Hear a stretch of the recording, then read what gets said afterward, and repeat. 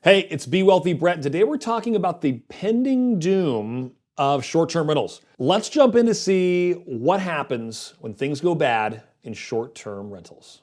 Short-term rentals are a $100 billion market that have reshaped global tourism, accelerated a nationwide housing crisis, and created fortunes for early adopters. But now, customers, the government, the public, and the hosts themselves are turning their back on a concept that started out as a fun alternative to stuffy hotel chains, but became everything wrong with modern real estate. All right, the party's over for Airbnb renters. The company said yesterday that its temporary ban on parties and other large, noisy events is now permanent. I've put all my savings into my unit. I'm following all the rules, paying all the taxes, buying the business license. Ultimately, our goal is to get more housing back into the housing market for people to be able to rent. I just uncovered a massive amount of debt that Airbnb hasn't paid. On the books, they're hiding. Tens of millions, hundreds of millions, possibly even $1 billion plus of debt that they have not paid. So I didn't even know about that part. I'm hoping he gets into that. But I will tell you that the Airbnbs that I go to are like poorly run hotels that have the highest occupancy of anything I've ever seen in my entire life. I've got a cabin in the mountains. It is a 5-bedroom cabin. And I can't tell you the amount of times I've seen 25 people plus renting that place. It's not built for probably anything more than 12 to 15 at a max. And right, the average homeowner is probably going to have 5 to 8 people or maybe a little more living in that house. And so I think where people are getting frustrated is I didn't sign up in a residential neighborhood to have a raging party every week next to me. I didn't move my home next to a bar. And so I don't want the bar coming and having a rager every day next door. I am not a big fan of Airbnb. I don't think the investment makes sense. I'm very curious where this video goes from here. They're looking around and are saying, what can we do right away that makes more homes available? The short-term rental market took off when Brian Chesky and Joe Gebbia tried to rent out a spare room with an air mattress to attendees of a conference because they realized all of the hotel rooms had been booked out. They called their service Air Bed and Breakfast, which was later shortened to the short stay app that you know and love or hate today. Airbnb is now worth more than hotel chains like Hilton and Wyndham combined. The company is by far the largest short-term rental company, and it has achieved excellent penetration into markets around the world where other similar peer-to-peer or network market apps like Uber, DoorDash, Lyft, and even Amazon have failed to take share away from local competition. It was a good idea. Customers loved it for giving them a cheaper alternative to outdated hotels, and hosts like the opportunity to earn extra income on a spare bedroom or even an entire separate property. But the 4 parties that make the short-term rental market work, the customers, the hosts, the public, and the platforms are all now dealing with 4 unique problems that are threatening to undo this market and take out a lot of other real estate investments with it. The first problem lies with the people who it's hardest to feel sorry for, the hosts. Yes, it is hard to feel sorry for them. Airbnb and other short-term rental platforms provided a unique opportunity for people to profit off real estate in a totally new way. Having a roommate existed long before Airbnb, but the platform let homeowners offer their spare rooms to travelers who could pay up to triple what a long-term roommate would pay, since budget was the reason that they were looking for a roommate instead of a place of their own. I would love to see, and if someone can find and bring me this number, I gotta tell you, Cole, we will send you all the swag. We'll send you so much swag, it'll blow your mind. How much of Airbnb's current revenue comes from people renting out a single room inside of their home, with random guests and random strangers coming in there and having a little bed and breakfast inside your house? Or what percentage comes from everything else of renting the entire unit? I bet you it's 99.99% the latter. Extra income was nice, but the added flexibility of a short-term roommate was the biggest appeal to most people. If you had an extra bedroom to rent out in your apartment, you could find a long-term roommate. But then you run the risk that they are the type of person who is messy, loud, doesn't pay the rent on time, or is just a clash with your own personality. With a short-term tenant, any problems are only going to last as long as their short stay. Other advantages are that payments are handled through the Airbnb platform. There was a rating system that controlled bad behavior, and if you ever wanted the house to yourself because family was coming over or just wanted a quiet week to yourself, it was as easy as blocking out those dates on the app. That was the early value proposition of Airbnb. But sharing a spare room and staying with a random person while on vacation, while seems awesome, probably is not that cool. Property owners could make as much as double the rent from short-term stays after paying Airbnb fees than they could from long-term rentals, even if their property was only rented out for half the year. The downside was that short-term rentals required more effort because the property needed constant cleaning between stays and there was less guarantee of consistent income. But this is why I believe the entire Airbnb craze was created.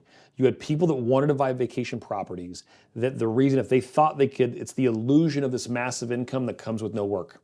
I'm gonna double it, I'm gonna get twice the long-term rental rates, it's not gonna be that hard, it'll be a blast, and I get to use it 4 to 6 weeks per year. It's the dream, twice the money, little work, and I get to stay there for free. What could possibly go wrong?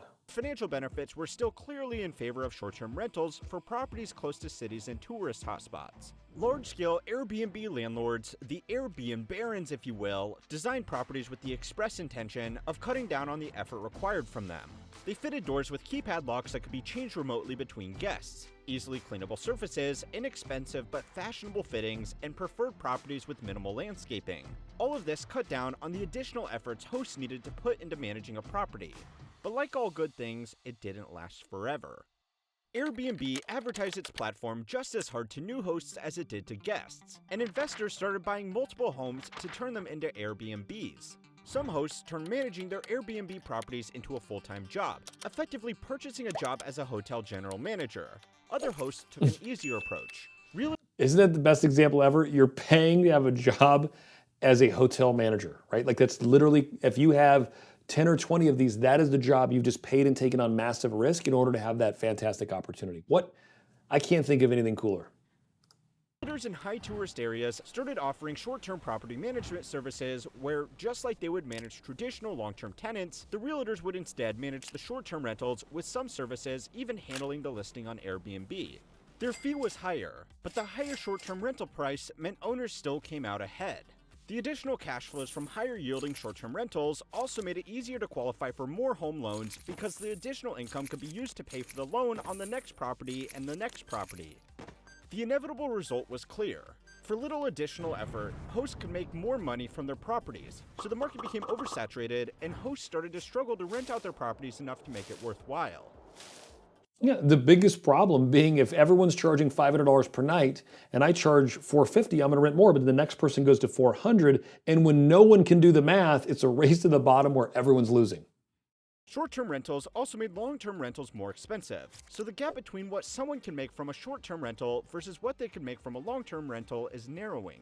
For many hosts, it's no longer worth the additional risk and effort to rent out properties short-term, and for the others that could only afford their loans because of the higher rent they got from the short-term rental yields, they might be forced to sell. That's just the first group in the collapsing market for short-term rentals, and they were one of only two that were in any way responsible for the shitstorm to begin with. So it's time to learn how money works to find out why short-term rentals got so big and failed so quickly. Short-term rentals were a good solution to a real problem.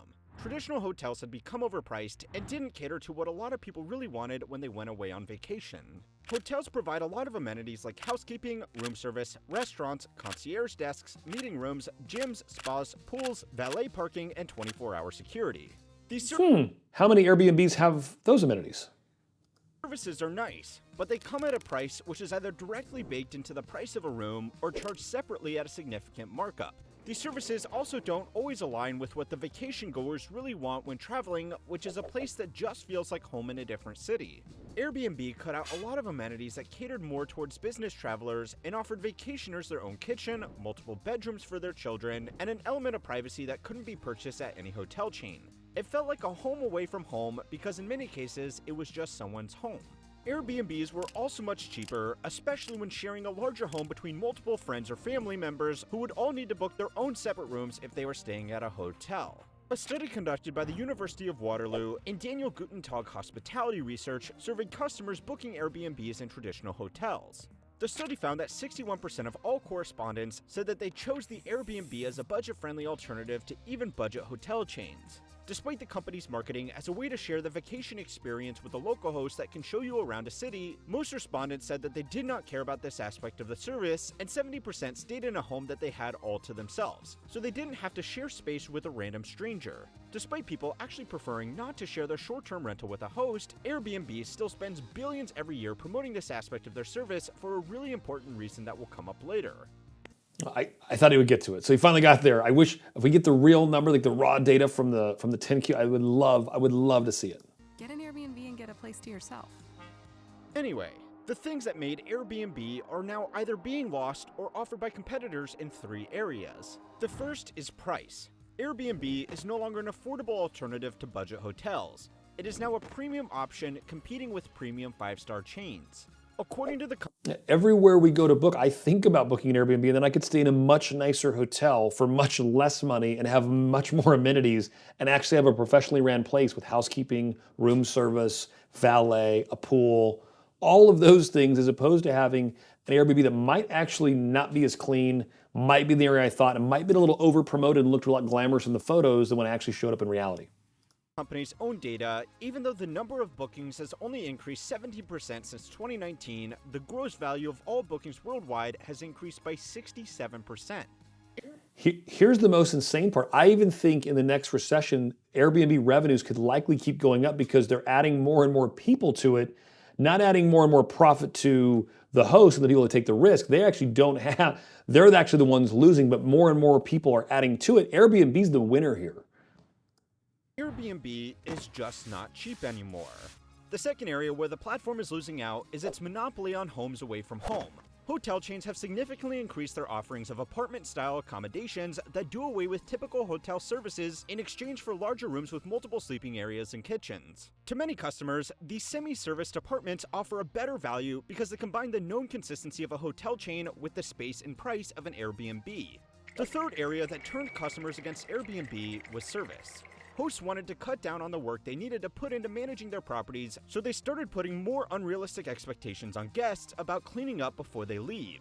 Exorbitant cleaning fee, that will irk people, especially if you, the person staying there, has to pretty much clean the house themselves. Overall, this is just a few bad hosts. I do love some of the requirements here to take out the trash, wipe everything down, throw some chemicals in the hot tub, and do a few other things, mow the lawn, fix the weeds, just kidding. But they are asking for more and more things. I feel like at each Airbnb I stay at is asking for me to do more and more things before I check out. Hosts, but it has given the platform a bad reputation amongst customers who expect to be charged cleaning fees on top of already high rates. Compared to a hotel, where as long as there is not permanent damage, housekeeping will handle everything free of charge. If Airbnb's business was being a middleman platform between hosts and guests, then both of these groups having a bad experience is not a good direction for the company. But there is another group that has had it worst, and who are involved in the app whether they like it or not. And that's a third reason for the Airbnb bust. The public is sick of it. Customers can choose to stay wherever they want, and the threat posed by Airbnb and other short-term rental options has forced existing hotels to improve their offerings. Hosts were investors who need to accept that all investing carries risk. Most of them still own a home or multiple homes that they can now lease out in an overpriced rental market or sell likely for a profit. Neither of these groups have lost, unless they were really stupid. The people who did lose, though, were priced out of their homes because it became more profitable to rent to vacationers than long-term residents who needed a place to live. Poor renters don't have any power over the platform itself. But the problem of unaffordable homes in certain cities is becoming so bad that politicians are introducing new policies that will limit how many short-term rentals are allowed to exist and charging hosts additional taxes for running unregistered hotels. If hosts are not playing by the rules, this legislation will require platforms to take down those listings. Other cities have just made short-term rentals illegal without the same licensing as a normal hotel, making it so expensive that it's not worth it for the hosts to bother. You're seeing more and more restrictions come out from local municipalities, from neighbors, from HOAs, and you're only going to see more and more restrictions as more and more people put their homes up there and more neighborhoods become full of Airbnbs. As that continues to happen, there's going to be more potential issues, more legislation, and I think you could see certain areas start locking it down more and more than what we're already seeing. Other group cracking down on short-term rentals are the people who you would least expect to be the heroes in a story about housing. Homeowners associations. Owners associations in apartments and suburbs that have them are blocking owners from renting out their homes to short-term stays because residents who live in their homes don't like loud parties and additional security risks that come with the short-term guests. Some hosts are simply ignoring these laws and taking the fines into account as a cost of doing business. A report from McGill University's urban planning professor David Walksmith found that 45% of all short-term rental listings in Los Angeles are illegal in one way or another, and that the city could have levied between $56.8 million and $302.2 million in fines in 2022 alone. The semi-legal approach to rentals is still working for some hosts, but it's creating problems for the platform. Airbnb is spending hundreds of millions of dollars across the world fighting legal battles for the right to operate, and that's why they still spend so much on advertising their service as a way to see a new city with a local host. Even though most of their properties are rented out as whole new homes where a guest will never even see the person that owns their home, it's much harder to regulate shared short-term stays because it's harder to distinguish them from someone just staying with their friend. The folksy image of someone sharing their bedroom with curious travelers who want to see a new city with a local is much better PR than a multi-millionaire or institutional property investor who has just listed their 10th home with a tech company worth $80 billion. And that's the fourth cause of the Airbnb bust. The platform is losing its control on guests, hosts, and the general public. Airbnb has always had competitors like VRBO, but now incumbent traveler sites like TripAdvisor, Booking.com, and Expedia are launching their own short-term rental platforms like Turnkey or incorporating them into existing sites that already aggregate listings from multiple hotel advisors. This is actually not great. I mean, it's great that it's hammering Airbnb. It's bad that just more and more services will keep propping up because there is so much potential demand for this. I do believe if real estate values right-sized and you saw values come down, I think that these are the first houses that will go on the market in every market in the country. Airbnb charges a host fee of 3% to the people listing their properties and a service fee of 14% to guests. Some hosts have found it cheaper to advertise their properties through local agencies and split these savings with guests. Airbnb has about the same amount of technical overhead for a vacation stay as Uber has for food delivery or rideshare, but Uber can only make a few dollars off a small charge, where Airbnb can make hundreds of dollars from their 17% cut of every transaction. This has made the platform profitable where other peer-to-peer platforms have struggled to turn a profit, which is a great advantage in today's high interest rate environment, but it is also painted a target on the back of the company that has no competitive moat around their business model. Apart from their brand name and recognition, there is nothing to stop these new entrants entering the marketplace from taking market share away from Airbnb by offering a better service or charging lower fees. The bonus fifth reason behind the Airbnb bust was that the platform was never set up with longevity in mind. It has made billions in just a few years, and for its founders and early investors, everything else is just a bonus. That's not a bad thing, but if you're interested in businesses that have a bit more staying power, go and watch my video over on how history works to find out what it takes for a company to last 1,000 years. If you want to watch these videos, I gotta tell you, so I'm back with my guy, How Money Works. He makes a great argument. I love the way he laid it out. I do think there's more problems coming, and there are markets in the country where Airbnb works. I just think it's a lot less than people believe. But check it out. I think if you're gonna invest in an Airbnb, buyer beware, be careful, and be cautious. I think things could change really, really quickly.